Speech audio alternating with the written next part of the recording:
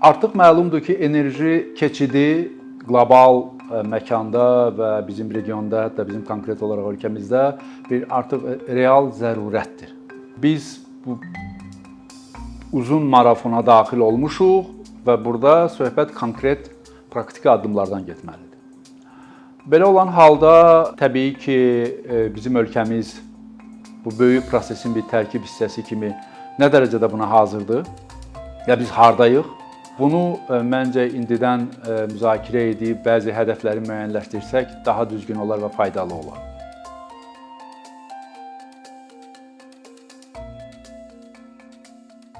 Öncə ondan başlayaq ki, enerji keçidi çox danışılır. Sadə məfhumu ondan ibarətdir ki, bəşəriyyət bizim vərdiş etdiyimiz ənənəvi enerjidən, yəni neft, qaz, kömür, ki ingilislər ona fossil fuel deyirlər, ondan alternativ və bərpa olunan enerjiyə, karbonsuz enerjiyə keçid deməkdir. Sadə cavabı budur.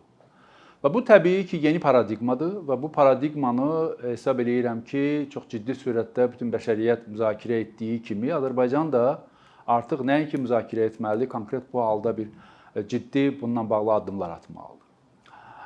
Azərbaycanla bağlı ən böyük stereotip bundan ibarətdir ki, məhz bu enerji keçidi və bərpa olunan enerji ilə bağlı.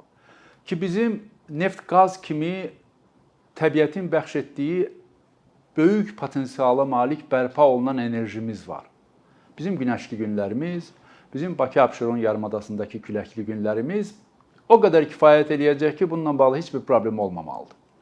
Əslində qalsa rəqəmlər doğrudan da bunu deyir və bu rəqəmlər açıqdır. Olduqca böyük bir rəqəmdən söhbət gedir. Bir yerdə bir 26.000 megawatt enerjidən söhbət gedir. İndiki enerji potensialından qat-qat çox. Və bunun böyük bir hissəsi günəş enerjisidir. Ancaq reallıq ondan ibarətdir ki, bu təbiətin bəxş etdiyi enerji mənbələri vacib şərtdir, ancaq kifayət eləmir. Yəni bu ilə bağlı digər deməli konkret amillər var ki, onlar nəzərə alınmasa risk var ki, burada biz büdrəyə bilərik. Əvvəla ondan başlayım ki, biz neft-qaz ölkəsi kimi neftin, qazın müəyyən mənada bu sektor təcrid olunmuş, izala olunmuş sahə kimi inkişaf edirdi. Aydınlaşdırın, bu o deməkdir ki, iqtisadiyyatın digər sahələri ilə elə bir böyük bağlılığı və yayımı yox idi. Bu ingiliscə buna spillover effekt deyirlər. Cavab sadədir. Neft çıxarırıq offshore-da, Xəzər dənizində lazım olan bütün avadanlığı xaricdən alırıq və deməli borularla xaricə ötürülür. Biz yalnız o neft dollarını yaxud qaz dollarını görürük. Və orada işləyən işçilər də o qədər az tərkibdədir ki, bizim demək olar ki, o sahəyə iqtisadiyyatın əlavə dəyər effekti çox azdır. Təbiidir, bu neftin spesifikasıdır.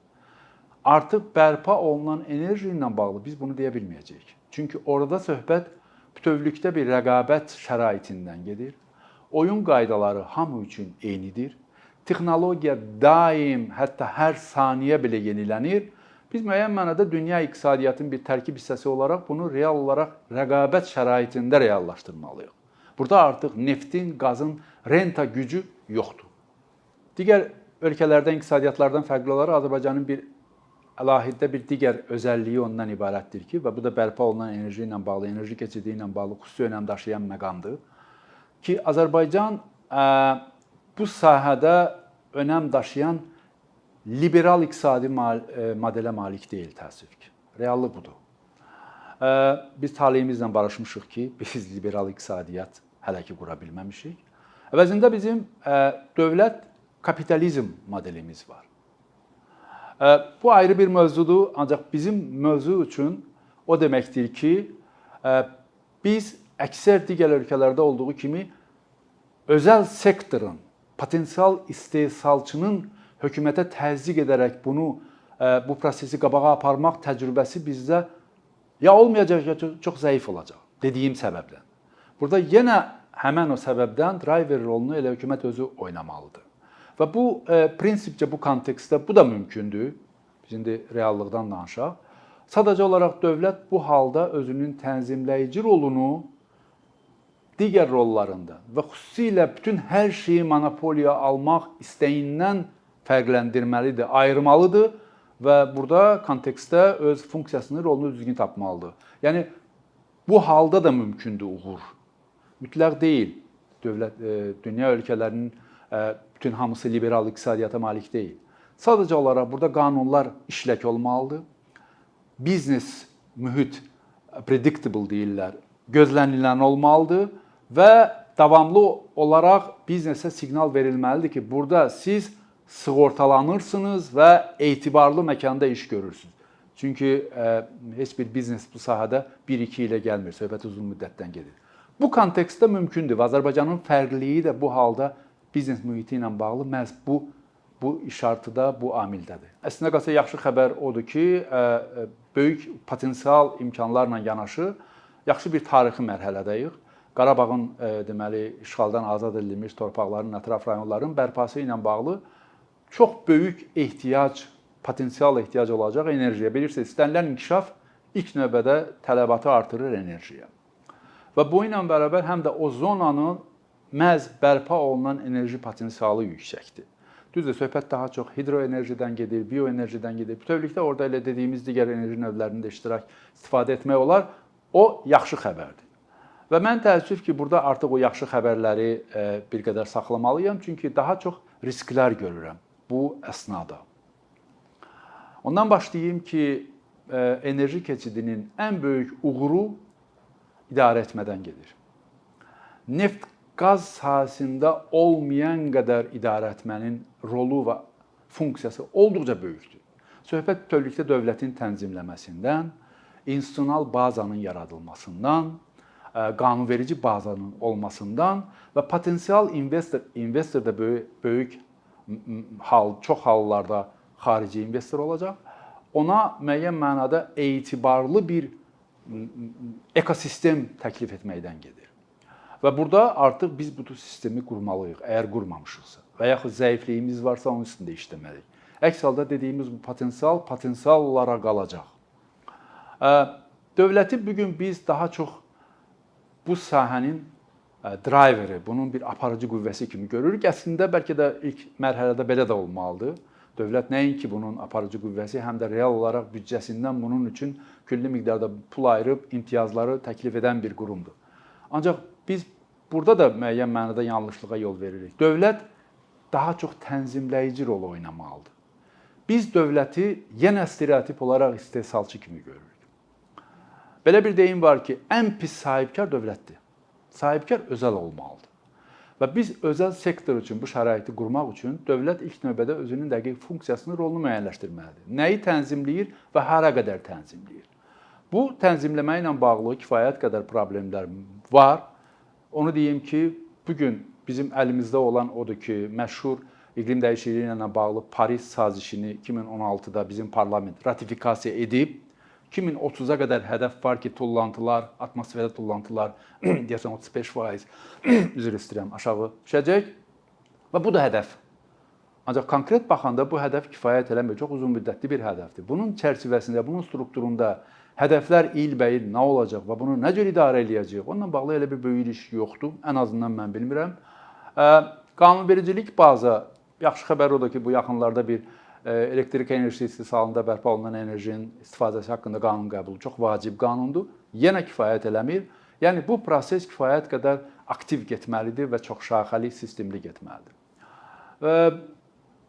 Ən böyük maneə hesab eləyirəm ki, bu əsnada bizim təbii insarlardan gələcək. Təbii insar nədir? Xüsusi bir sahədə rəqabətin az işlədiyi və yaxud işləyə bilmədiyi sahədə bizim öyrəşdiyimiz o ictimai əmtəni və yaxud xidməti bizə çatdırandır. Suyu, qazı, telefonu və s. Bu da elə enerji sahəsidir. Bizim bugün öyrəşdiyimiz şərait təbii insarlar üçün elədir ki, orada bir böyük motivasiya yoxdur, effektivlik üçün. Korporativ statusları ilə bağlı situasiya bəllidir. Narazıyıq. Bütün demək olar ki, ya əksər təbii insarlarımızın fəaliyyətindən və ironiya ondan ibarətdir ki, məhz onlar əsas aparıcı olmalıdırlar. Azərenerji, SOKAR və digərləri. Nə dərəcədə onlar bu işin müqavimət göstərəni yox, aparıcısı olacaq, motivator olacaq. Bu məndə bir qədər doğrudan da ehtiyatla yanaşardım burada bir tam pozitiv cavaba. Bilirsiniz, bugün təbii insan məlumatın simmetrik olmasını, yəni həm istehsalçı, həm də istehlakçı üçün eyni məlumatın olmasına maraqlı deyirlər. Asimetrik məlumatda maraqlıdırlar. Buna deyirlər, məlumatın keşikçisidirlər, gatekeeper deyirlər ona.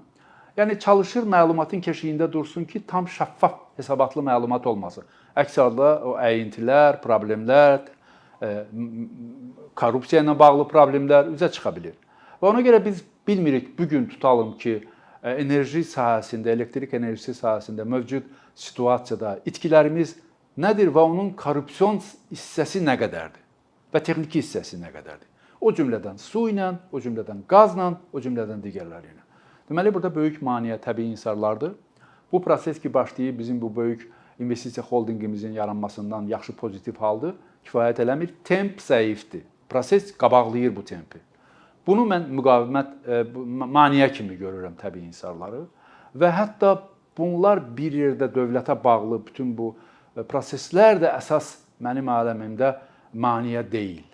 Əsas maneə istehlakçı tərəfdən görürəm. Biz bu prosesi, indiki elektrik enerjisi, deməli istehsalı və istehlakçıya çatdırması və gələcəkdə bərpa olunana keçidi hər bir halda iki tərəfdən görməliyik. İstehsalçı və istehlakçı. İstehlakçı bizik. Bütün Azərbaycan cəmiyyəti istehlakçıdır. Gəlin razılaşaq ki, istehlakçı kimi biz rasional deyilik. İstənilən əmtənin istehlakında, xüsusən də enerji daşıyıcılarının. Baxın, qiymətlər artır. Tarif şurası o da bir ayrı bir mövzudur ki, motivasiya yaradan bir siyasət ortalığa qoymur ki, addım-addım, rutin olaraq artan, davamlı olaraq artan qiymətlər son anda doğrudan da bu prosesi keyfiyyətli və rəqabətli etsin. İstehlakçı nə edir? Bədxərcliyini, çünki o neft-qaz ölkəsinin vətəndaşı kimi artıq buna öyrəşmişdir. Gəlin orta statistik Azərbaycanlıdan soruşaq görək bizim neftin, qazın, nə bilim, benzinin qiyməti deyəcək, maya dəyərindən qat-qat aşağı olmalıydı. Niyə? Çünki biz neft-qaz ölkəsiyik, bu Allahın bizə verdiyi nemətdir. Yəni belə yanaşma ilə təbii ki, biz elektrik enerjisindən, o cümlədən bərpa olunan enerjiyə də yanaşacağıqsa, təbii ki, bu yaxşı heç nə vəd etmir. Ona görə də mən hesab edirəm ki, istehlakçı davranışı fundamental olaraq dəyişilməlidir. Biz başa düşməliyik ki, bərpa olunan enerjinin maya dəyəri indikindən heç də aşağı olmayacaq, yüksək olacaq. Və onun qarşılığında insan özünün davranışını idarə etməyi bacarmalıdır. İstehlakçı olaraq biz çalışmalıyıq ki, bu maya dəyəri fonunda xərclərimizin azalması ilə bağlı konkret bir deyək ki, davranışımızda bir dəyişiklik edək. Bu uzun prosesdir, anlamaq olar və o elə də asan məsələ deyil. Ən ağır məsələ elə o davranışımızı dəyişməkdir. Ancaq bu labüddür, bunsuz mümkün deyil. Biz doğrudan da davamlı, keyfiyyətli enerji keçidinin bir bəhrəsi kimi bərpa olunan enerjiyə keçmək istəyiriksə, dövlətin bütün bu öncə sadaladığım misalları ilə yanaşı davranışımızı dəyişməliyik. Və yaxşı xəbər odur ki, prinsipcə ümumilikdə ümumiləşdirərək onu deyə bilərəm ki, bizim kifayət qədər yaxşı bir təcrübəmiz oldu. Yəni bu neft-qaz sazişləri ilə bağlı. Biz xarici investorla işləyib davamlı, etibarlı münasibət qura bilən ölkəyik və biz bunu sübut etdik. Dediyim kimi, bərpa olunan enerji ilə də bağlı, yeni texnologiyanın əxsi ilə də bağlı bu yanaşma davam edərsə, dövlət son anda onunla bitirmək istəyirəm ki, enerji keçidini özünün prioriteti, doğrudan da prioriteti elan edərsə, ümidlərim böyükdür ki, biz burada büdrəməyəcəyik və biz bu marafonu kifayət qədər uğurlu keçən ölkələr, iqtisadiyyatlar arasında olacaq.